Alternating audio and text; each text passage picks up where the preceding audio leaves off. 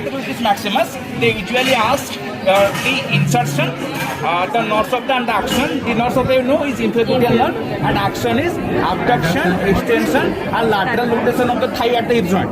Okay, and if they ask the insertion, because it is peculiar, 1/4 fibers go to gluteal tuberosity, 3/4 fibers go to iliotibial tract.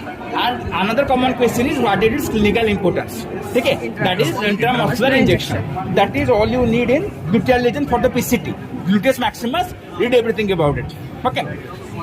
Now in the applied aspect of clinical importance, some write anti-gravity muscle. Don't do that, but that won't fetch you any mark. Okay. Then the next thing is over here in the thigh. See, laterally this fascia-like structure is the iliotibial tract. This is tied very often, and what they ask here, the attachment that is in the name between ilium and tibia. Okay. Then what are its function? First thing, it gives attachment to two muscles. In front there is tensor fasciae lata, behind gluteus maximus. Sometimes the side question is name the muscles attached to iliotibial tract. Answer is tensor fasciae lata, gluteus maximus. Or what is its function? One thing is the attachment of the muscle. Second thing, it stabilizes the knee during its various movements. These are the two functions of the iliotibial tract, and it is a modification of fascia lata, that is deep fascia of thigh. Okay, that can be probable. Side question: what is it? A modification of fascia lata, that is deep fascia of the thigh. Okay. Now you see over here, whenever you get the thigh, always isolate these three muscles first. Okay. Always isolate these three muscles first. These three are SGS. Okay. So if you see the front, this one is sartorius, then this one is gracilis, and this one is semitendinosus. They can usually tie the sartorius, very common.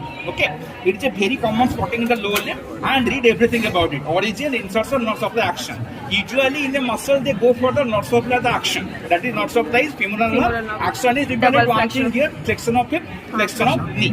Okay, you can also write abductor lateral thigh, but that first line you can tell is sufficient. Okay, then in the sartorius, sometimes they can ask the attachment origin, because that is really one word, anterior superiliac spine and a notch below it. That can be asked also. So read everything about sartorius. Remember, it is strap muscle. You can see it is like this straps in a pad. That is why the name is strap muscle. And the length is 18 inches or 45 centimeters. Length is 18 inches or 45 centimeters. Okay. Then in the front of the thigh, you get this muscle, that is quadriceps femoris. Okay, which is actually having four parts. This is the rectus femoris, and apart from it you find three vastus: vastus medialis, lateralis, intermedius. Remember, in the disarticulated lower limb, usually great toe is medial side or head of femur is medial side, and little toe is lateral side. That is easier comprehension. So see over here, if you isolate the rectus femoris, there is three. Lateral side will be vastus lateralis, medial side will be vastus medialis, and deep to the rectus femoris you get vastus intermedius. Any of the four can be tied. So read everything about them, but one thing they usually ask here, what is the north supply and action? North supply of all these muscles is posterior division of femoral nerve, and all of these four muscles have a common action, that is extension of the knee. Extension of the knee. Sometimes they can ask their insertion, that is into the patella. All the four muscles are inserted into the knee cap or patella. Okay. Then you see here the femoral triangle. So see, nobody here will really ask you the boundaries, but you can tell that medial boundary, medial buttock artery longus, lateral boundary, medial buttock sartorius. But what they go for here are these three things, the contents. Okay, you know from medial lateral side band. So first to get the femoral, this is the femoral vein. Okay, this is femoral artery and this is femoral nerve. If you are confused anywhere between nearby artery and vein, always palpate. Thin walled vein, thick walled artery. So for the femoral artery, if they tie, they can ask it is a continuation of which artery, external iliac artery, it continues as which artery, popliteal artery, or the branches. They can ask like this: name the superficial branches or name the deep branches. Superficial branches will be superficial circumference iliac, superficial epigastric, superficial external pudendal. Then there is deep external pudendal. There is profunda femoris branch. Then there is muscular branch, descending genicular branch, like that. So read the femoral artery branches under two headings: superficial branches, deep branches. So they can ask like that: name its superficial branches or name its deep branches. Remember, the femoral vein has got two tributaries here in the femoral triangle. One is the saphenous vein, one is profunda femoris vein. And see this vein. is great saphenous vein that is snapped, but that is usually the medial side of the leg and thigh, and it drains into the femoral vein. They can tie the great saphenous vein quite commonly. Okay, and they ask where it begins, where it ends. Okay, it begins on the medial end of dorsal venous arch on dorsum of foot and ends in the femoral vein, in the femoral triangle. Okay, then what accompanies it? The saphenous nerve accompanies the great saphenous vein or long saphenous vein. Same thing, great saphenous vein and long saphenous vein are the same thing. Okay, then see, the adductor longus and the pectineus and ilius vas are there in the floor, but they are not usually tied.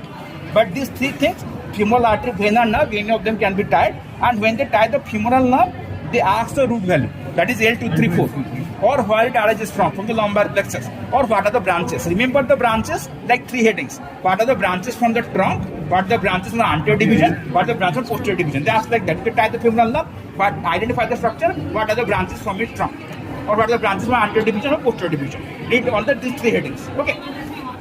Then you go to the back of the thigh, where you get medially, as we have already identified, this will be the semitendinosus, this will be your semi-membranosus. Okay. Over here, in the back of the thigh, see, this is clear. This is the lateral side, where you get only one muscle, that is biceps femoris. Medial side, you get semitendinosus. Half of the muscle is like a tendon, and this is semimembranosus. Upper half is like a membrane, very thin. Okay. And this muscle over here is adductor magnus. Okay. So read everything about the hamstring, particularly what is the origin, insertion, of the action. Because for any muscle, you read these four things. Then what they tie usually here is this, the sciatic nerve. When they tie the sciatic nerve, they ask the root value, that is L4, 5, S1, 2, 3, or what are its branches. Tibial nerve, common peroneal nerve. So in the middle, this is the tibial nerve, and going to the lateral side is common peroneal nerve. They can also tie the tibial nerve and common peroneal nerve. Okay. So when they tie these two nerves, they may ask the root value of the side question. For tibial nerve, same as sciatic, L4, 5, S1, 2, 3. For common peroneal, L4, 5, S1, 2. Okay. Then what they can do for the common peroneal nerve, they can ask the branches, superficial peroneal, deep peroneal. Or they can ask like this, name any two muscles supplied by tibial nerve, or any two muscles supplied by superficial peroneal nerve, or any two muscles by deep peroneal nerve. So remember the muscles are right, any 2 to 4 of them. That can be side question as well. Name any 2 to 4 muscles supplied by tibial nerve, superficial peroneal nerve, or deep peroneal nerve. But remember, when the common peroneal nerve is injured, there is foot drop. That is also a possible side question. Injury to common peroneal nerve leads to foot drop. Okay. Then in the popliteal fossa, you know the boundaries. Superomedially, this is your semi-tendinosus, semi-membranosus, superlateral biceps femoris. Then infromedially, medial to gastrocnemius, infralaterally, this lateral gastrocnemius, and this muscle is plantaris. There is a short belly echo followed by a long tendon. It is giving rise to plantar aponeurosis in the shoulder, the plantaris muscle. But what they tie here, the contents. Okay. See, the deepest content is popliteal artery. If they tie the popliteal artery, they will ask, it is continuation of what? From artery. But a more common side question is, what are its terminal branches? That is antitibial artery and posttibial artery. But also read some other branches of popliteal artery. If they ask like this, name 2 to 4 branches, then you can write. So read the branches of popliteal artery and remember them. Then this is femoral vein. Okay. Sorry, popliteal vein. Really sorry, popliteal vein. And then over here, see, this is short saphenous vein. That is draining into popliteal vein. If the short saphenous vein is available, they can also tie that. And the side question is same as great saphenous vein. But where it begins, where it ends. It begins on lateral end of dorsal venous arch on dorsum of foot, ends in popliteal vein. Okay. What it accompanies? Sural nerve. You can see here, the nerve accompanied is sural nerve. Okay. Then, the other two content are these two, tibial and common peroneal, which can be tied as well.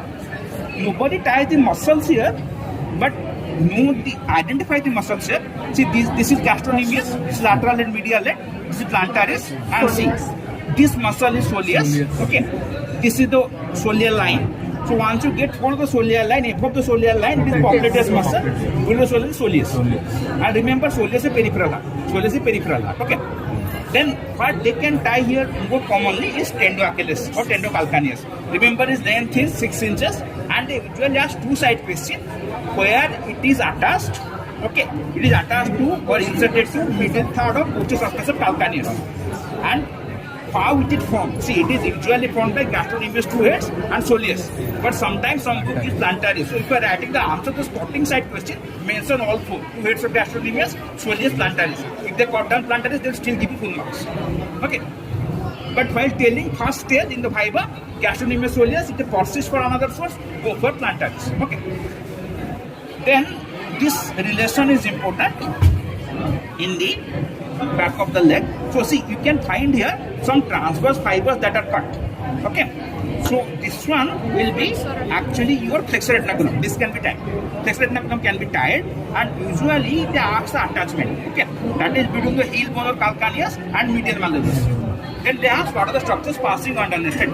You know that the doctors are not here. Immediately behind we get tibialis posterior. Then this one is flexor, digitorum longus. Then this is the artery, posterior artery. This is the nerve, tibial nerve, and this deep tendon is flexor hallucis longus. See, they usually don't tie the structures but know their names. Okay.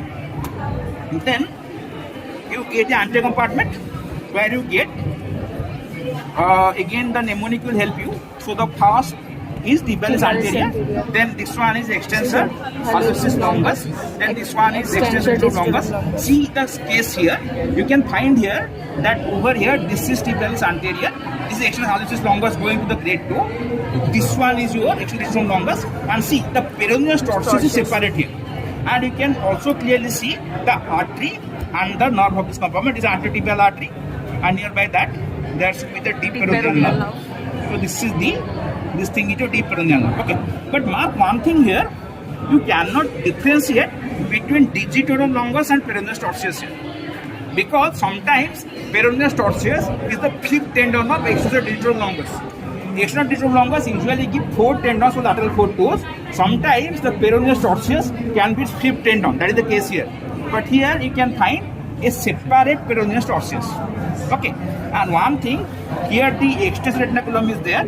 If they tie the extensor retinaculum, it is two types, superior and inferior. Okay. So beneath them what passes if they ask, the doctors sorry, the Himalayas are not dry places, any 2 to 4 you can write. But if they ask the attachment, see the superior extensor retinaculum is attached simply to the lower part of tibia and fibula. But the inferior one is like a Y. Okay. The Y is like this, lower single line is the limb, other two are the stems, or that lower one is stem, other two are limbs, or whatever you call it. So the lower part of the Y is attached to the calcaneus. Okay, and the upper part has got two parts, upper and lower. Upper one part of the tibia, and the lower one to the deep fascia of foot. And what is passing on the stem? The Himalayas are not dry places, but usually this mnemonic is made for the upper retinaculum, for the superior extensor retinaculum. Okay. Now see, only one compartment is left. That is your lateral compartment, which is clear over here. See, there are even two muscles, peroneus longus brevis. See, peroneus longus is always superficial and peroneus brevis is deep. So out of the two here, this is peroneus longus and this is peroneus brevis. These are usually not tied, but if they tie, they can ask the north supply, superficial, or they can ask the action, that is eversion. Remember, all the muscles that are at the middle border of the foot are inverters. Okay. So this is tibialis anterior over here and this tibialis posterior. These are along the medial border, so they are inverters. But the muscles are lateral border of the foot, peroneus longus, brevis or torsius. These are inverters. And remember, inversion and eversion occur at subtalar and mid-tarsal joint, not at the ankle joint. Never tell at the ankle joint. It occurs at subtalar and mid-tarsal joint. Okay. Similarly, here suppose they tie here the deep peroneal nerve. They will ask name two muscles of the leg. You can name any two muscles of the front of the leg. If the superficial peroneal nerve is there, they can tie and ask name any two muscles of the leg. That is peroneus longus and brevis. And see another fact to remember, that is asked an objective question. In the dorsum of the foot, most of the part is supplied by superficial peroneal nerve, the cutaneous supply, but only the first interdigital plate, that is between the great toe and the second toe, is supplied by deep peroneal nerve. This principle or this truth fact is asked in many ways in exam. And in the sole, the lone structure that they can tie is the plantar aponeurosis, and they usually ask, it is remnant of what? Remnant of plantaris. Suppose they ask you the functions of plantar aponeurosis. Even if you don't know anything, at least you can write it protects the underlying vessels or not. Okay, so like that. Okay. So see, in lower limb, this is all they will ask. And I think I have covered everything. Read those structures in detail which I have highlighted. Okay, so please read. I think where is the product? That is a gluteal lesion. You can't read that. In a gluteal lesion, you can see that. So we don't have any anything regarding that. No, कहाँ पे आएगा? Body को नहीं देंगे ना. So grades, fitness, weight and all.